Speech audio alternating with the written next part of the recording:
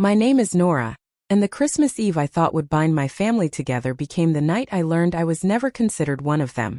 Snow fell heavy that evening, blanketing the old family estate in silence. Candles flickered in the windows. The smell of roasted turkey and cinnamon filled the halls. My grandmother had always made Christmas sacred. She believed it was the one night we should all put aside quarrels and remember love. But that year she was gone. She had passed only weeks earlier, leaving her will sealed and waiting. The lawyer had scheduled the reading for the morning after Christmas, but I did not know then how deeply those words would change my life. I arrived at the estate with a small wrapped gift tucked under my arm. My father, Charles, greeted me at the door with a glance sharp enough to pierce. "You came," he said flatly. No warmth. No embrace. Just an observation, as if my presence were unexpected, maybe even unwelcome. Inside, the rooms glittered with lights, but the atmosphere was brittle. My stepmother, Elaine, busied herself arranging ornaments on the tree, while my half-siblings, Evan and Marissa, laughed together, glasses of wine in their hands. Their laughter was pointed, sharp in my direction, though no words were spoken. I tried to ignore it. I placed my gift beneath the tree, hung my coat, and whispered to myself, "This is still Christmas. You can survive one night." Dinner was long and polished. Silverware clinked, conversations rolled around me, but I was never drawn in. Whenever I spoke, silence followed, as though my words carried no weight. Finally, after the plates were cleared and the fire burned low, my father raised his glass. "To family," he said. "To those who belong." Everyone clinked glasses. Except me. I hesitated, unsure.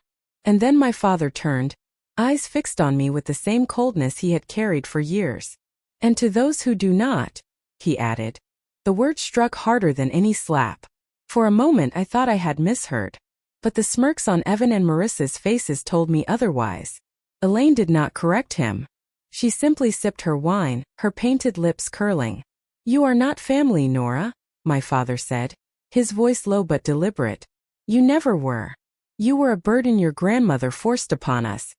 The room went silent. My chest tightened, my throat burning with unshed tears. I looked at the faces around me. People who shared my blood, people I had loved despite their cruelty, and saw only satisfaction in my humiliation. I rose from the table, the chair scraping against the polished floor. My hands trembled but my voice held steady. "Someday you will regret saying that." My father chuckled, shaking his head. "No, Nora. Someday you will understand your place." I fled the room, the sound of their laughter chasing me down the hall.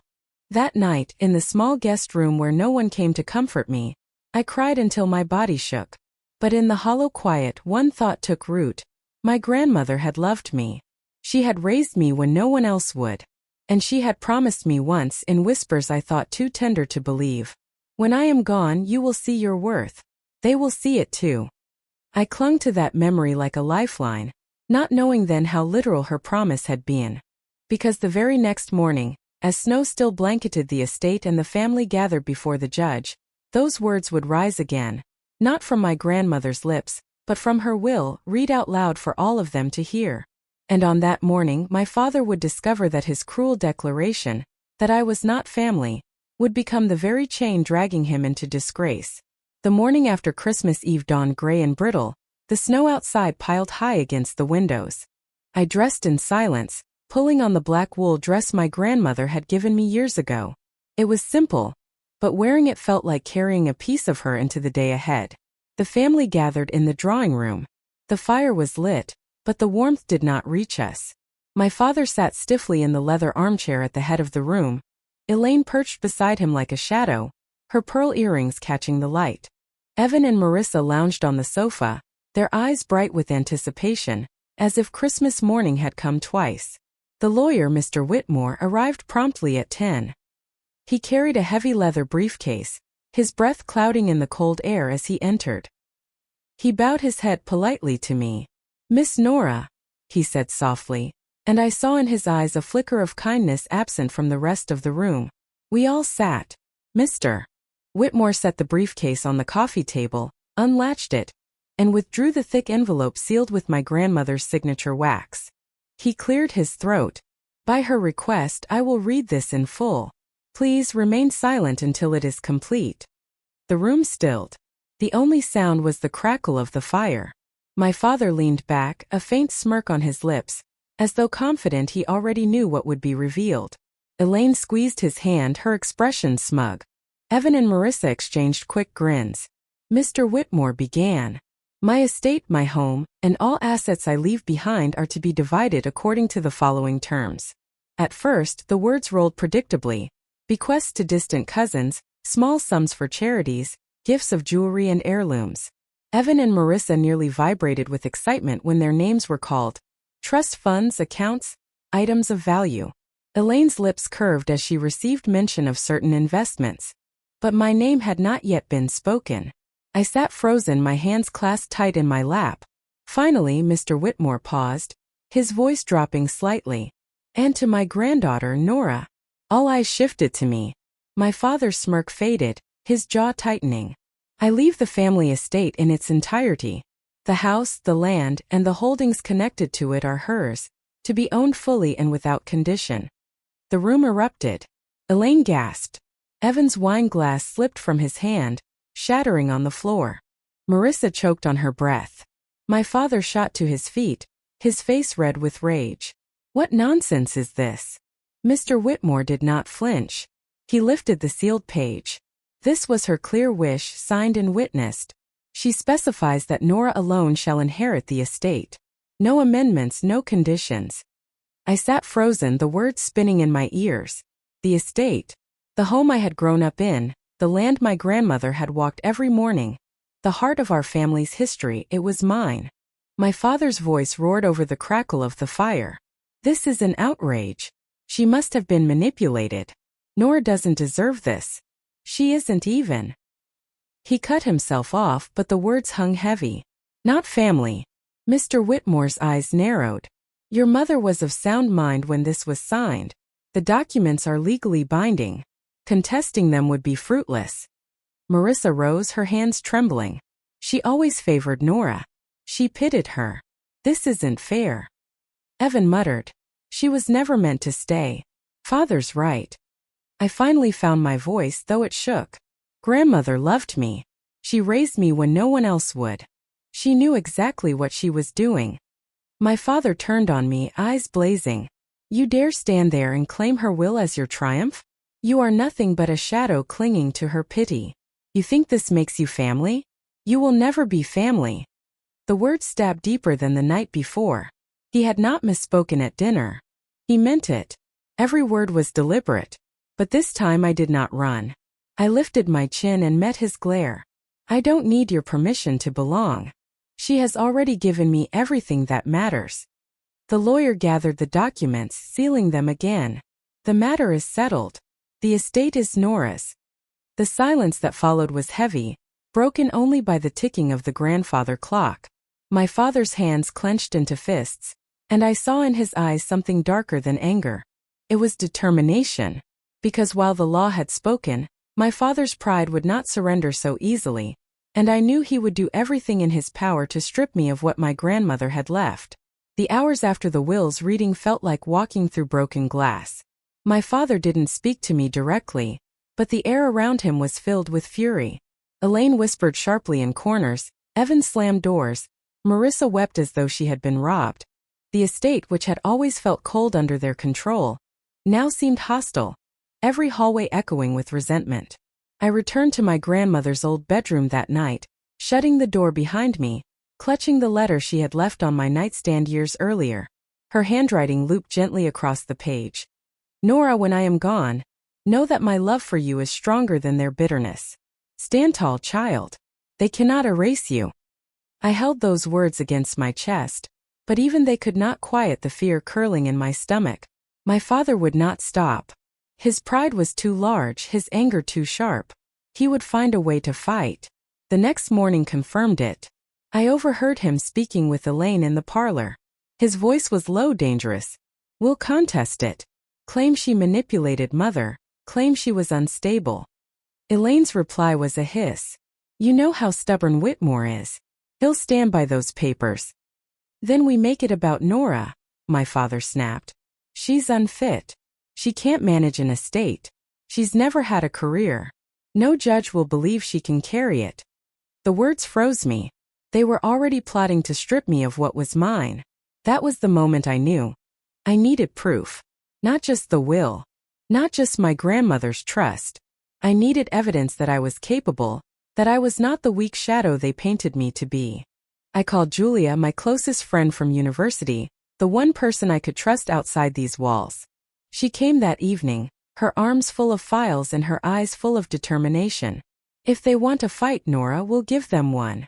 Together we began to build my case. First, financial records.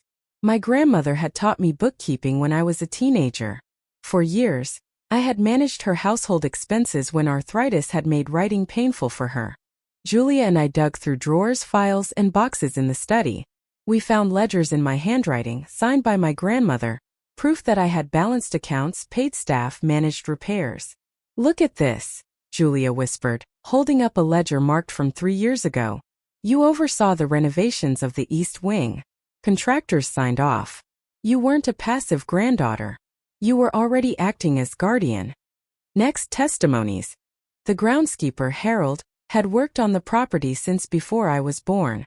When I found him in the stables, he took my hands, his eyes soft. "Your grandmother trusted you more than anyone. I'll tell the court what I saw. You ran this place when your father didn't even lift a finger." The housekeeper, Miriam, echoed him. "You kept the staff paid when your grandmother was too ill. We all knew you would inherit. It's what she wanted." Each word steadied me. Piece by piece, my grandmother's quiet confidence in me was being written into evidence. But Julia was relentless. "We need more," she said. "Emails, letters, anything your grandmother wrote about her intentions." That night I combed through drawers until I found a box of correspondence. Inside were letters between my grandmother and Mr. Whitmore, discussing her will. In one, she had written in plain words, "The estate must go to Nora. She is the only one who has proven both loyalty and care." I pressed the letter to my lips, tears burning my eyes. It was her voice, preserved on paper, undeniable. Julia catalogued everything, labeling files, scanning copies. "If they accuse you of being unfit, we'll bury them in proof. You aren't just the rightful heir by law, you're the rightful heir by history." Still, unease lingered. My father's rage was growing, and rage does not play fair. I knew the moment he realized he couldn't win with the law, he would turn to humiliation, to cruelty, to anything that could break me. That night, lying in my grandmother's bed, I listened to the creaks of the house and whispered into the dark, "I will not let them take you from me. Not your memory, not your gift, not your love." Because even as I gathered every proof of my worth, I could hear my father downstairs making calls, and I knew his counterattack was already in motion. The night after gathering my first evidence, I hardly slept. Every creak of the old house reminded me of voices downstairs, of my father's sharp words, of Elaine's whispered schemes. I knew they would not stop until they stripped me bare. But I also knew I was not alone anymore. Julia sat across from me at the kitchen table the next morning, stacks of files between us, her eyes fierce. "You have more than they think," she said. "But we need to shape it into a wall they cannot climb. And for that we'll need more than just me." Her words struck home. She was right. I couldn't face my father, Elaine, and their lawyers by myself. I needed someone with experience, someone who could turn evidence into a fortress. That afternoon, Julia took me into the city to meet Evelyn Ross, a lawyer known for her precision and her refusal to bow to wealthy men who thought themselves untouchable. Evelyn's office was not large, but it radiated power. Shelves lined with heavy books, framed verdicts on the wall, a desk stacked with organized files. She listened to my story without interruption, her fingers steepled beneath her chin. When I finished, she leaned back in her chair, her eyes sharp. "Your grandmother was wise," she said. "The will is strong. But your father is prideful. He will not stop at the law. He'll try to paint you as weak, incompetent, undeserving. If you want to survive this, we need more than legality. We need strategy." Her voice carried the same clarity my grandmother once had. It steadied me. Evelyn spread my binders across her desk, examining every document Julia and I had collected. Ledgers in my handwriting, contractor receipts, staff testimonies, and finally my grandmother's letters. She tapped her finger on one line. The estate must go to Nora. She is the only one who has proven both loyalty and care. This, she said, is a blade sharper than any insult your father can hurl. He can't argue with her own words. She began outlining a plan. We will secure affidavits from staff and contractors who witnessed your management of the estate. We'll file them before your father's lawyers can craft their story. And we'll prepare a timeline of your involvement, proof that you've been running things quietly for years. Julia leaned in. What about his threats? The things he says when he thinks no one is listening? Evelyn smiled faintly. Record them. Every word, every insult, every attempt at intimidation. Arrogant men always give us their own rope. All we have to do is hold it up in court. Her confidence filled me with a strength I hadn't realized I still had. For years I had shrunk in the shadow of my father's scorn, but now I could see the shape of another path, one where his cruelty became evidence, and my silence became proof of endurance. We left Evelyn's office with more than a legal plan. We left with an ally who understood not only the law but also the power of humiliation reversed. Your father shamed you in front of family, Evelyn said as we stood at her door. One day you'll show him what real shame feels like. Back at the estate, Julia and I began rehearsing. She played my father, spitting accusations. You were never family. You cannot manage property. You're weak. And I responded with calm, the way Evelyn had taught me. The records prove otherwise. The staff testify otherwise. The will says otherwise. Each round made me steadier, less shaken. For the first time I didn't feel like a burden. I felt like the heir my grandmother always said I was. But unease still lingered. Late that night I heard my father in the study, his voice raised in anger over the phone. If the will stands, she ruins everything. I won't let her win. Find me another way. I froze in the hallway, the shadows long against the walls. He was desperate now. And desperation makes men dangerous. Because while I was building my fortress with allies and proof, my father was already laying the groundwork for his own counterstrike. A strike that could destroy me if I wasn't ready. Evelyn's office became my war room. The smell of polished wood and paper filled the air as she spread my documents across her desk. You already have the bones of a defense, she said. Now we turn it into a counterplan. We are not just surviving this fight, Nora. We are winning it. Her words gave me courage. For too long, I had lived in fear of my father's scorn, shrinking beneath his voice. But now, sitting with Evelyn and Julia, I felt a strange clarity. This was not only about protecting the estate. It was about reclaiming my worth. Evelyn tapped the will with her pen. The first pillar is legality. Your grandmother's language was ironclad. Any claim of undue influence or instability will collapse. But your father will not stop there. He will attack you. He'll say you are incapable, weak, unfit. I nodded. He already has. Then we answer with proof. She outlined the steps. First, we would gather sworn statements from Harold and Miriam, the staff who had worked beside me. Evelyn would draft their affidavits, locking their testimony into legal form. Their voices would stand as shields.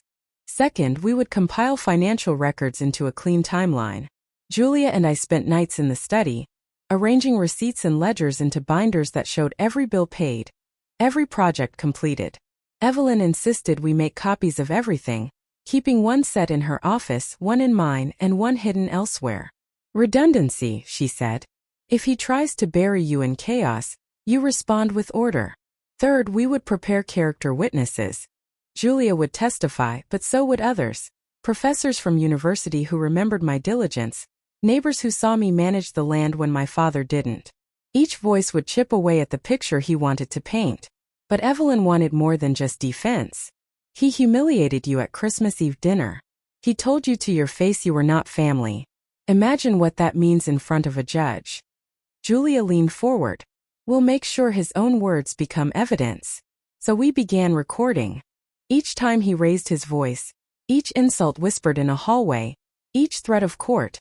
I wrote them down, saved them, prepared them. His arrogance was building the rope he would hang himself with.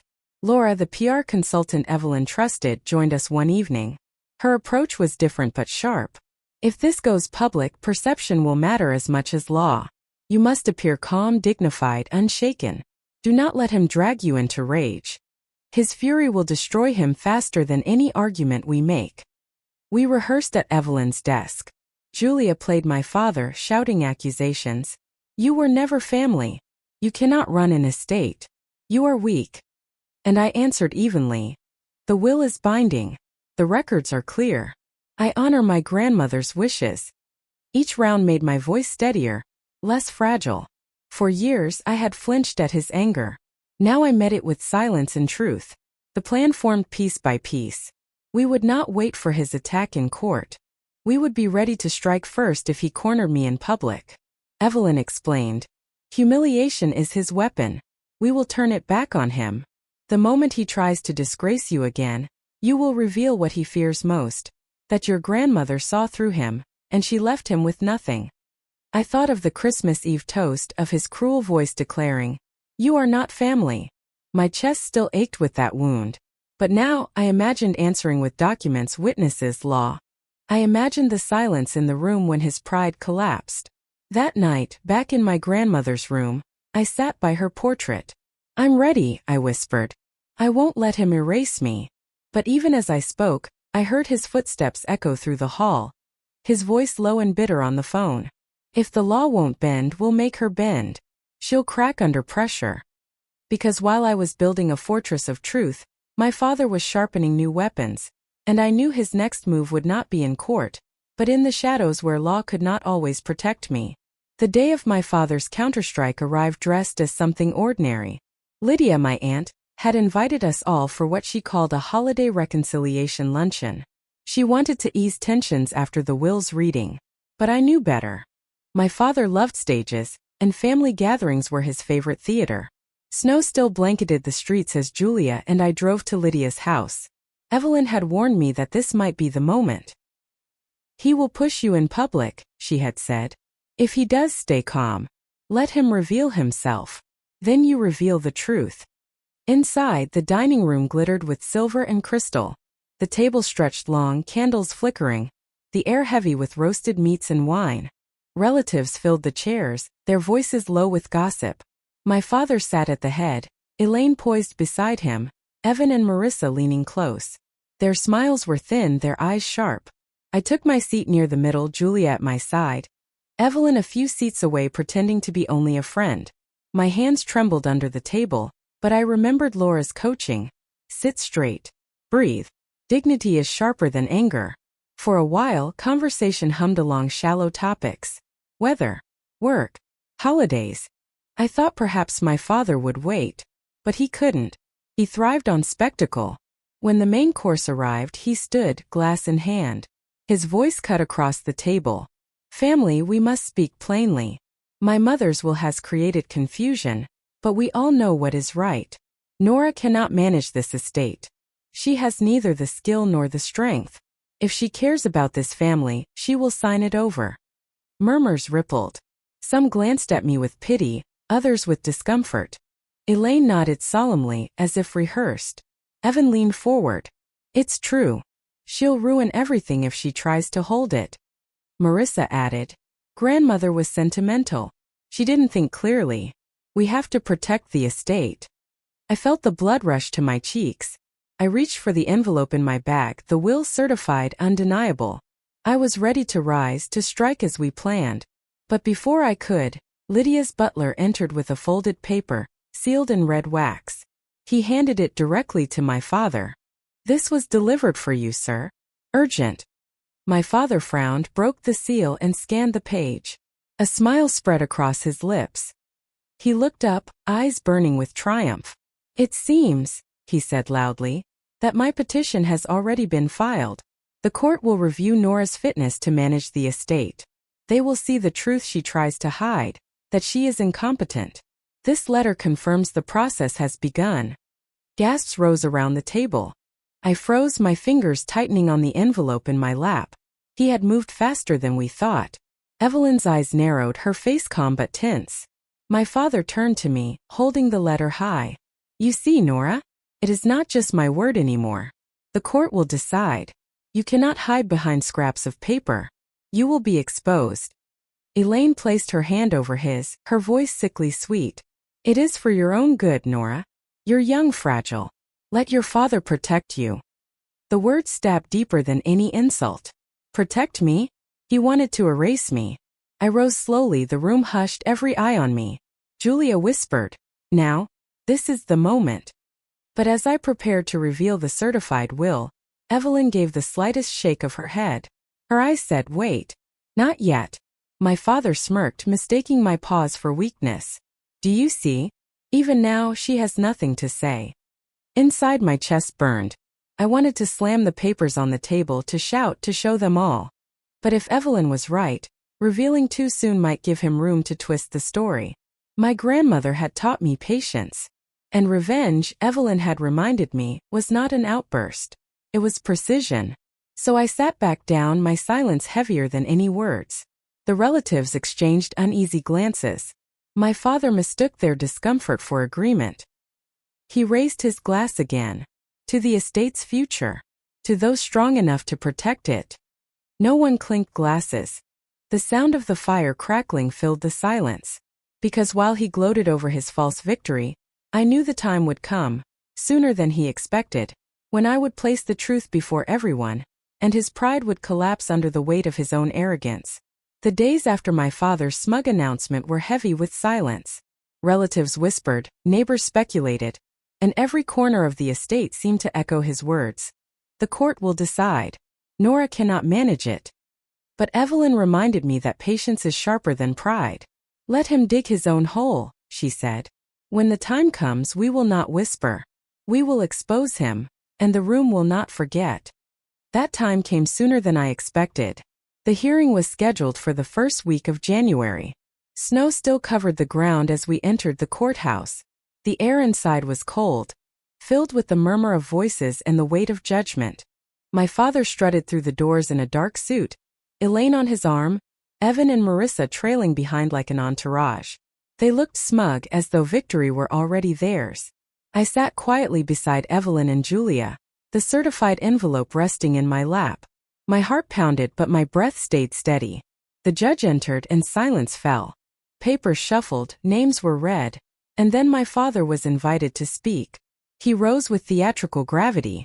"Your Honor," he began, "my daughter Nora is incapable of managing the estate my mother left. She is inexperienced, emotional, and easily manipulated. I, on the other hand, have the business acumen and the stability to ensure the estate thrives. It is only right that control be transferred to me, for the good of our family."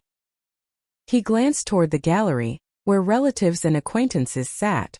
Smiles flickered across their faces. He thought he was winning. The judge nodded politely, then turned to Evelyn. "Your response." Evelyn rose, calm as stone. "Your Honor, my client is not only capable but has been managing aspects of the estate for years. We have documented proof, financial records, witness statements. And most importantly, we have the will itself, clear, precise, and binding." She gestured for me to stand. My legs trembled, but Julia's hand on my arm steadied me. I rose, unfolding the envelope, and stepped forward. "This," I said, my voice stronger than I expected, "is my grandmother's will. It was signed, witnessed, and certified. It leaves the estate to me, entirely and without condition. And it specifies that my father is to inherit nothing." Gasps rippled through the room. My father's face drained of color.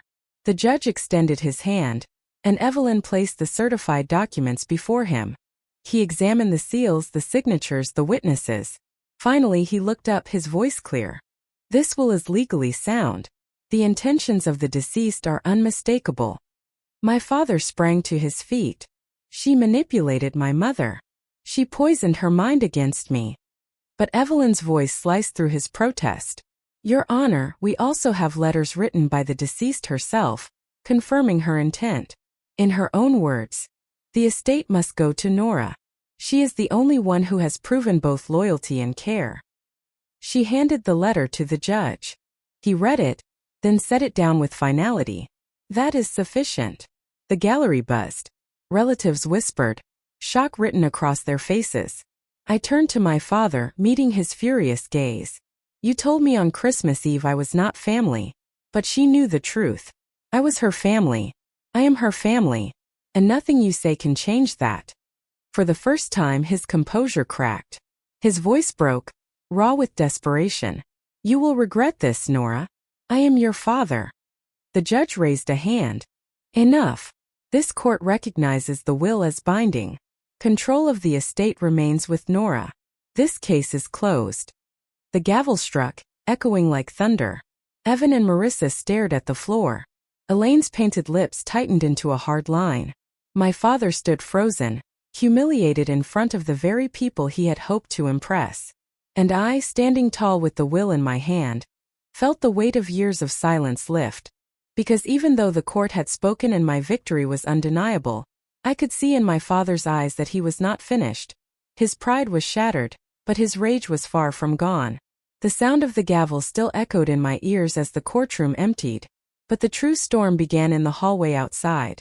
Relatives whispered in small clusters, their eyes darting from me to my father as though weighing which of us they would still acknowledge. I heard one cousin murmur, "She stood so calm," and another reply, "Charles lost control. He showed himself." Elaine tried to gather Evan and Marissa, but their faces were pale, their eyes wide. For the first time they looked less like conspirators and more like children watching their fortress crumble. My father, however, was not broken quietly. His voice rose above the murmurs, sharp and ragged. "This is not justice," he shouted. "It's manipulation, it's betrayal." He shoved past Julia, his eyes locking on me. "You think a piece of paper makes you stronger than me? You think this will stop me?" Evelyn stepped between us, her voice cold as steel. "Charles, be very careful. Every word you speak here is heard. Every threat adds weight against you." But he didn't care.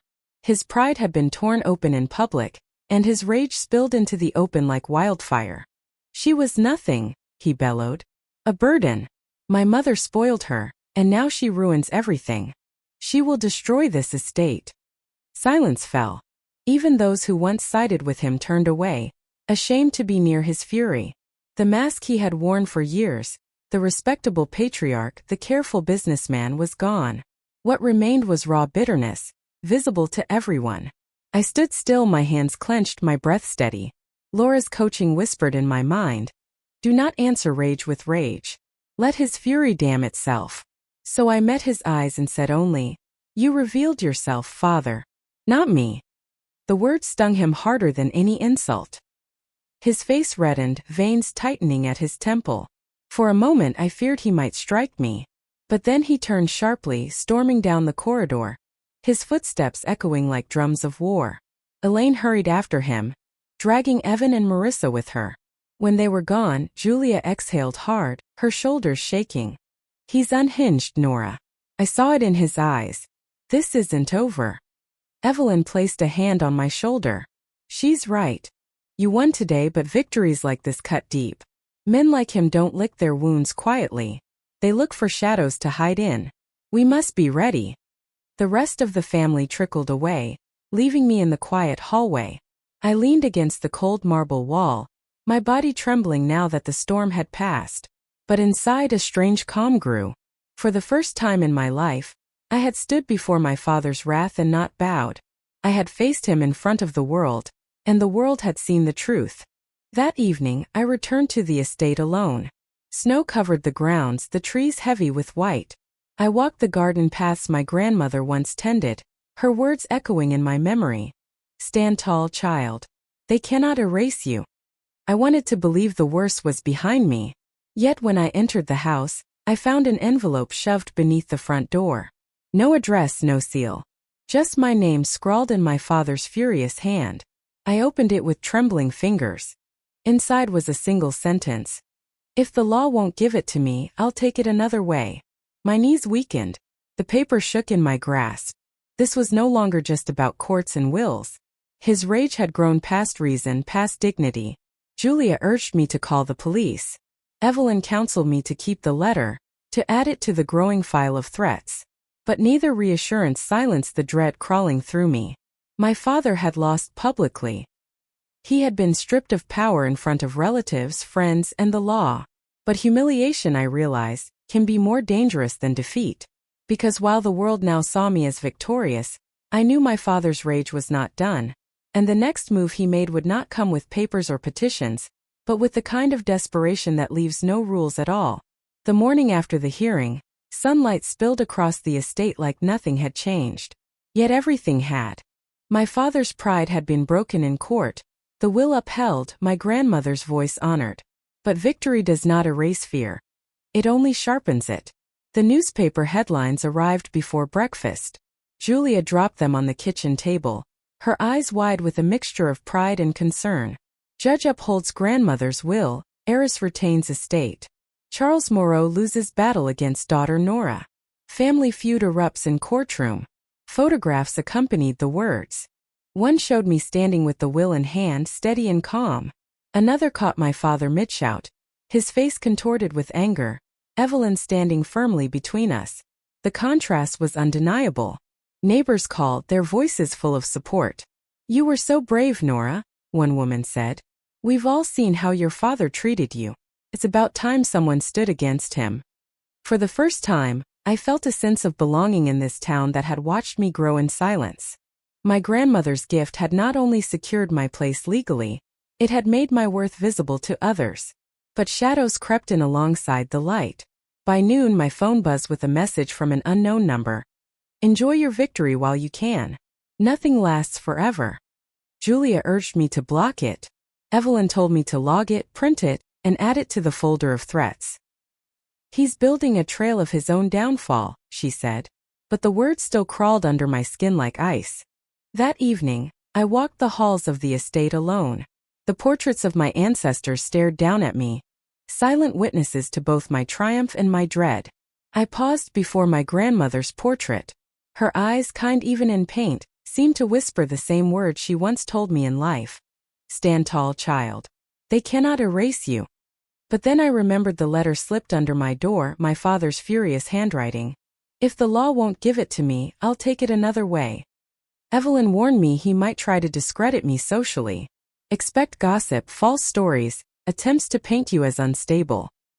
He has lost in court, but humiliation will drive him to claw for any scrap of power left. She was right. By the next day, rumors swirled. A tabloid headline blared, "Heiress inherits fortune, but at what cost?"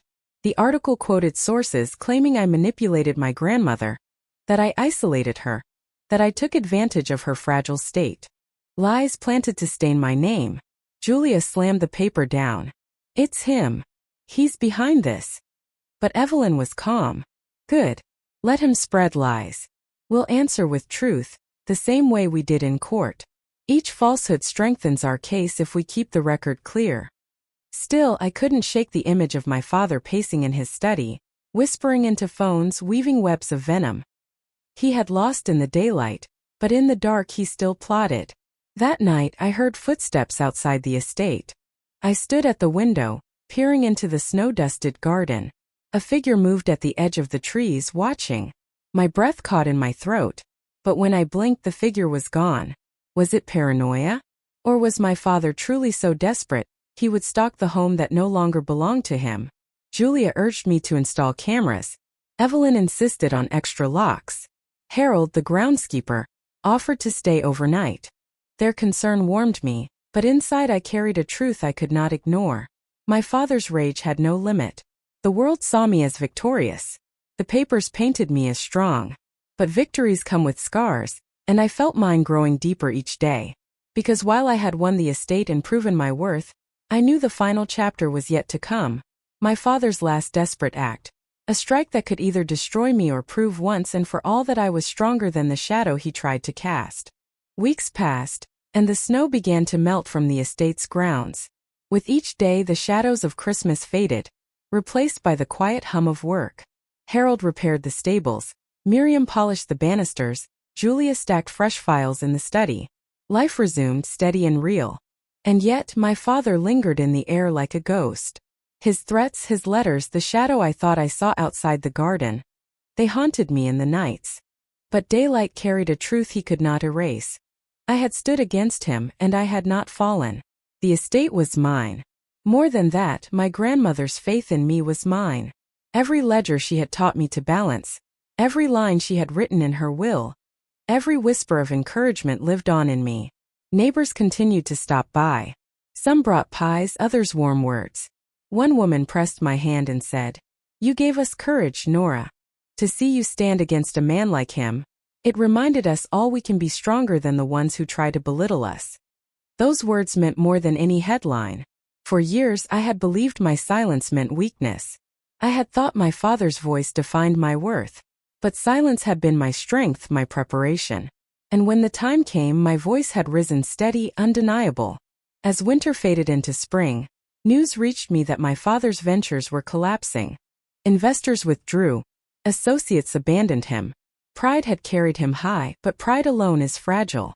Without control of the estate, he had nothing left to anchor him. It hurt in ways I could not easily name. He was my father. I had once loved him, once craved his approval. But betrayal from those closest to us cuts the deepest, and forgiveness cannot always mend what greed destroys. Standing in my grandmother's garden one morning, I realized something. Revenge is not always about destroying your enemy. Sometimes revenge is simply surviving, thriving, showing the world and yourself that you cannot be erased. I had been called unwanted. I had been told I was not family. But the truth, written in my grandmother's hand and upheld by law, proved otherwise. I was family. I was legacy. I was strength. And that is the lesson I carry, the lesson I offer to you who are listening now. Your worth is not decided by those who dismiss you. It is not erased by cruelty, nor stolen by greed. It is proven by your endurance, your truth, your refusal to bow. When betrayal comes, and it will, from partners, from friends, sometimes even from blood, do not let it silence you. Gather your proof. Hold fast to your allies. And when the time is right, speak your truth. Because the sharpest revenge is not anger. It is clarity.